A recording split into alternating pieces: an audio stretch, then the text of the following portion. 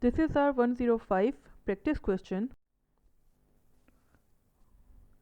During a recent team meeting, you reached a resolution to a problem that's been troubling the team for several weeks. It turned out that there was a problem with one of the manufactured parts required for the project. Once this was corrected, the remaining production run went off without a hitch. You took responsibility for searching out the facts of this problem and implemented a change request to resolve the issue. What of the following is true regarding this question? Option A.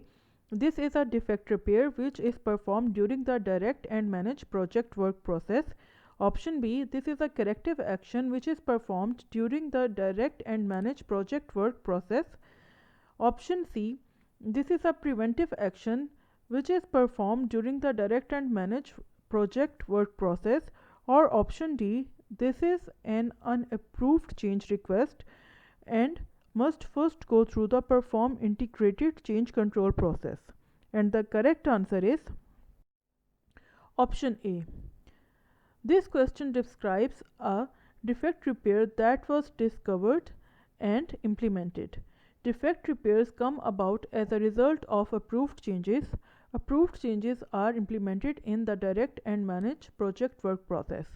This question implies that the change request was approved because the problem was corrected and the rest of the production run went smoothly. Thank you so much for listening. Please subscribe to the channel.